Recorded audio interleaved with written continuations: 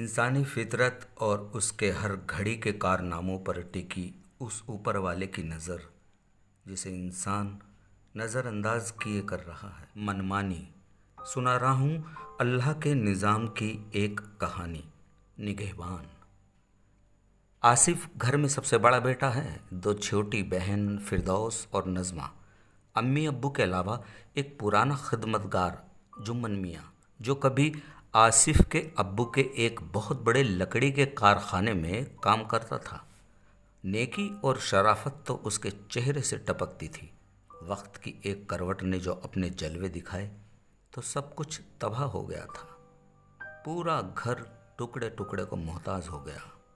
मगर जुम्मन आज भी अपने मालिक के घर पर ही रह रहा है और छोटे मोटे काम करके आसिफ के अब्बू अशरफ मियाँ के परिवार का साथ निभा रहा है।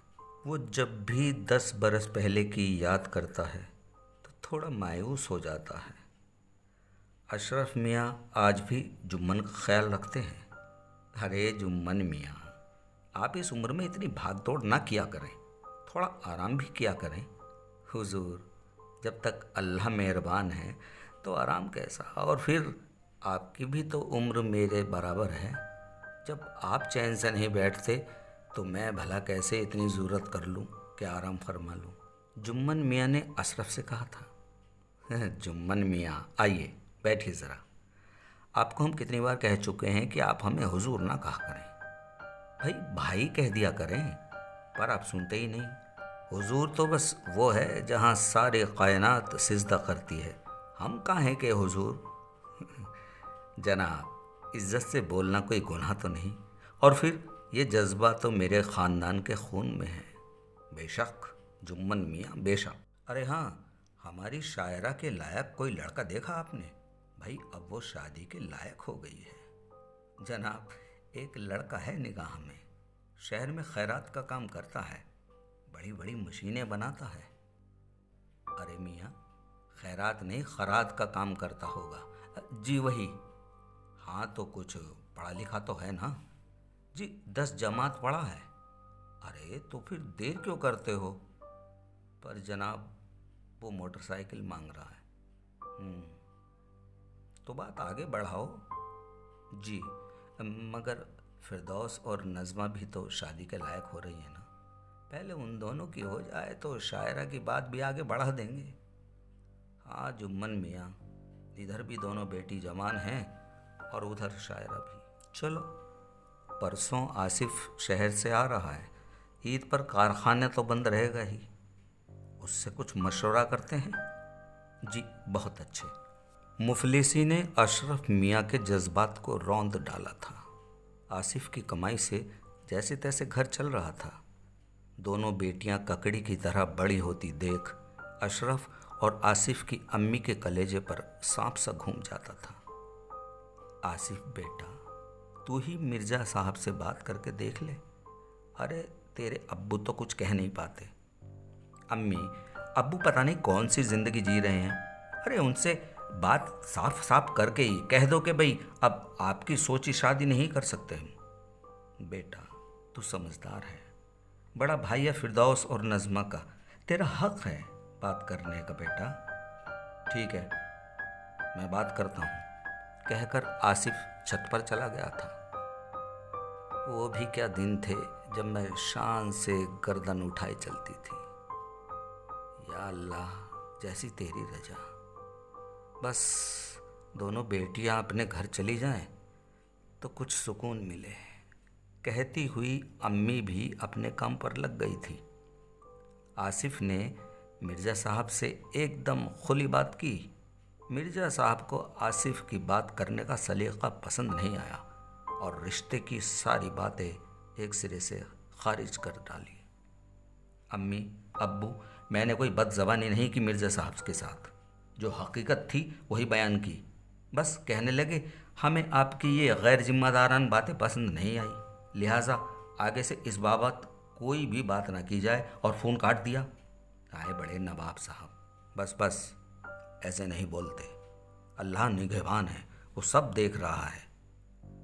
कल ईद है और घर में फूटी कोड़े नहीं जो मैं इन बच्चियों को ईदी भी दे सकूं। अरे आप क्यों परेशान होते हो? ये कोई पहली ईद थोड़ी है। ना जाने कितनी ईद आई और गई। अल्लाह मियाँ को जो मंजूर है वही तो होगा ना। आसिफ की अम्मी ने कहा था। पता नहीं उसे क्या मंजूर है। या अल्लाह, किसी गरीब को अगर बेटी दे तो थोड़ा मुक़द्दर भी दिया कर मेरे मौला। अब्बू, अल्लाह से कहो कि जब दौलत दे तो थोड़ी अक्ल भी दे दिया करे। क्या नहीं था हमारे पास? अच्छा कारोबार था, पैसे थे। अगर अक्ल भी होती तो वो मिर्ज़ा आपके एक इशारे पर कारखाने की ज़मीन आपके नाम कर देता, पर नहीं। आप तो हरिश्चंद्र बने हुए थे, खुले हाथों से खैरात बांटते रहे। अब मिर्ज़ा की एक चाल ने कारखाना उस मुर्गी चोर को दिलवा दिया, ऊपर से संबंध भी ख़त्म कर दिए। आसिफ ने अपनी भड़ास निकाली थी। ये सब उसकी रजा थी। उसकी मर्जी के खिलाफ पत्ता भी नहीं हिलता। तू नहीं समझेगा उसके निज़ाम को। कौन? जा बाहर देख कौन आवाज़ लगा रहा है। अरे अशरफ मियाँ, कैसे हो? आइए पटवारी जी, बैठिए। अल्लाह का शुक्र है। कहिए, आज आपने कैसे कष्ट किया? अशरफ मियाँ, आप पड़ोस के गांव के लियाकत भाई को तो जानते होंगे। अरे वही जिनका ईंटों का भट्टा है। भाई आपको बहुत याद कर रहे थे, पटवारी ने कहा था। मुझे याद कर रहे थे? पर मुझे क्यों? भाई जाकर मिल लो, कुछ तो काम होगा ही। और कहा था कि आज ही मिल लें, फिर ईद की वजह से पता नहीं कब मिलना हो। अच्छा चलता हूँ। अरे अरे, ऐसे कैसे चलता हूँ? इतने दिनों बाद आए हो, बिना चाय पानी के नहीं जाने दूंगा। अशरफ मियाँ, कल आपसे तगड़ी दावत ले लेंगे। ईद है, सवैयाँ और चाय एक साथ पी लेंगे। अभी चलता हूँ, राम राम। अशरफ मियाँ ने तुरंत जूतियाँ पहनी और चल दिए लियाकत भाई से मिलने। दोनों में खूब बातें हुई, मगर काम की बात कोई नज़र न आते देख अशरफ मियाँ कुछ परेशान से हो गए थे। अशरफ मियाँ, कुछ परेशान से दिखते हो, क्या बात है? जी कुछ नहीं, वो पटवारी जी ने कहा था कि आज ही मिल लेना, फिर आप ईद के बाद पता नहीं मशरूफ़ हो जाएंगे, इसी वजह से चला आया। कोई ख़ास काम था क्या? क्यों? रघुवीर पटवारी ने नहीं बताया आपको कुछ भी? नहीं जी, मुझे तो कुछ नहीं बताया। लो भाई, सारा खेल उन्हीं ने रचा और छोड़ दिया मेरे ऊपर। वाह पटवारी जी। अशरफ मियाँ, पटवारी जी ने आपके बारे में बहुत कुछ बताया। सुना है आपके यहाँ 2 बेटियाँ हैं, बड़ी नेक और शरीफ। हमारे दोनों बेटों के लिए क्या आप अपने घर की शान हमारी झोली में डालेंगे अशरफ मियाँ? लियाकत भाई, अल्लाह की रज़ा में हमारी भी रज़ा है, मगर आपके दोनों बेटे तालीम याफ्ता हैं, नई उम्र की सोच है। मेरे पास बेटियों के अलावा और कुछ देने को है नहीं। और हाँ, बेटी 3 हैं। एक मेरे भाई जैसे जुम्मन मियाँ की है। पहले मैं उसकी बेटी की शादी देखना चाहता हूँ। अरे अशरफ मियाँ, मुझे पटवारी जी ने सब बता दिया। शायरा बिटिया का भी रिश्ता तय समझे आप। सच? या अल्लाह, तेरा लाख लाख शुक्र है। ये लीजिए जनाब, ये कागजात। ये क्या है लियाकत भाई? भाई ये आपके कारखाने के कागजात हैं। उस मुर्गी चोर ने चालाकी से पट्टा अपने नाम करा लिया था। इसमें मिर्ज़ा ने उसका साथ दिया, जबकि पट्टे के असली हकदार आप हैं। पटवारी जी ने अब वो आपके नाम करवा दिया है। ये उसके कागजात हैं। ईद के बाद अंगूठा लगा देना। ये तेरा कौन सा निज़ाम है? लेता है तो सोचता नहीं, और जब हक देता है तो खूब सोचता है। लियाकत भाई, मैं आपका और पटवारी जी का एहसान कभी नहीं भूलूंगा। अरे भाई, इसमें एहसान की क्या बात है? मेरी और पटवारी जी की तरफ से इसे ईद ही समझ लेना। अशरफ मियाँ अपने घर की ओर तेज कदमों से बढ़े आ रहे थे। खुशी का ठिकाना न था। घर आते ही सबको इकट्ठा किया और सारी बात तफसील से बताई। अब्बू, मुझे माफ़ कर दो। मैं समझता था कि कैसे भी करके बस अपना भला होना चाहिए। मैं ये भूल गया था कि वो ऊपर बैठा सबको साफ साफ देख रहा है। सबके कारनामों पर उसकी नज़र है।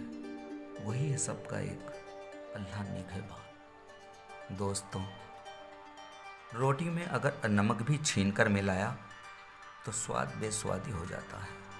उसका खमियाजा भुगतना पड़ता है, क्योंकि अपना कुछ नहीं, सब कुछ उसका, जो सबकी फीकी रोटी में भी बाला का स्वाद भरता है, कमज़ोर जिगर में हिम्मत भरता है और सूखी आँखों में रहम का पानी भरता है।